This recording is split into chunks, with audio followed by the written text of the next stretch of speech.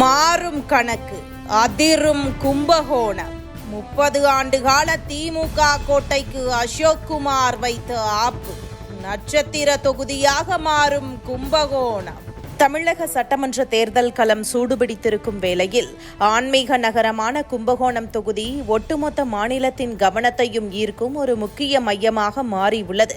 கடந்த 30 ஆண்டுகால வரலாற்றை திரும்பி பார்க்கும்போது மாற்றத்திற்காக இயங்கும் மக்களின் குரல் இப்போது ஒரு புதிய எழுச்சியாக உருவெடுத்துள்ளது.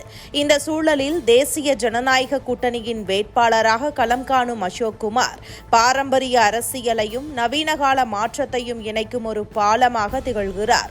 பல தலைமுறைகளாக தமிழக அரசியலின் ஆளுமைகளான ஜி.கே. மூப்பனார், ஜி.கே. மணி மற்றும் ஜி.கே. வாசன் ஆகியோருடன் இணைந்து பணியாற்றிய ஆழமான அரசியல் வேர்களை கொண்ட இவர் இன்று ஒரு பெரும் கூட்டணியின் நம்பிக்கையாக முன்னிறுத்தப்பட்டிருக்கிறார். இந்த தேர்தலில் வெற்றியை தீர்மானிக்கும் சக்தியாக விளங்குவது தேசிய ஜனநாயக கூட்டணியின் அபரிமிதமான ஒற்றுமையே ஆகும்.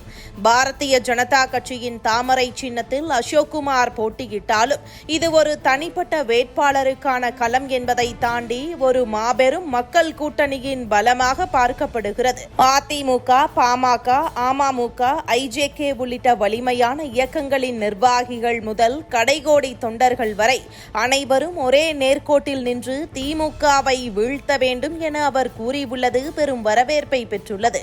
ஒவ்வொரு கட்சியும் தங்களின் தனிப்பட்ட அடையாளங்களை தாண்டி கும்பகோணத்தின் வளர்ச்சிக்காக தோளோடு தோள் கொடுத்து நிற்க வேண்டும் என்ற குரல் தமிழக அரசியலில் ஒரு முன் உதாரணமாக தெரிகிறது.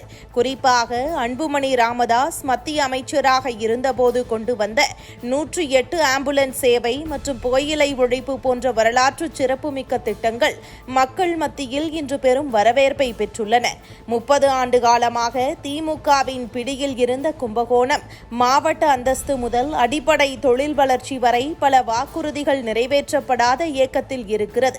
இது வெறும் தேர்தல் வெற்றி என்பதை தாண்டி தேசிய சிந்தனையும் தெய்வீகமும் கலந்த ஒரு அறப்போராகவே இந்த தொகுதி மக்கள் மத்தியில் கொண்டு செல்லப்படுகிறது. இந்த தருணத்தில் கூட்டணி கட்சிகளின் ஒற்றுமை என்னும் இரும்பு கோட்டைக்குள் அசோக்குமாரின் வெற்றி இலக்கு மிக தெளிவாக தெரிகிறது. கும்பகோணத்தின் இழந்த பெருமைகளை மீட்கவும் நவீன வளர்ச்சி பாதையில் நகரை ஈட்டுச் செல்லவும் இந்த கூட்டணி ஒரு புதிய விடியலாக அமையப்போகிறது என்பதில் ஐயம் இல்லை.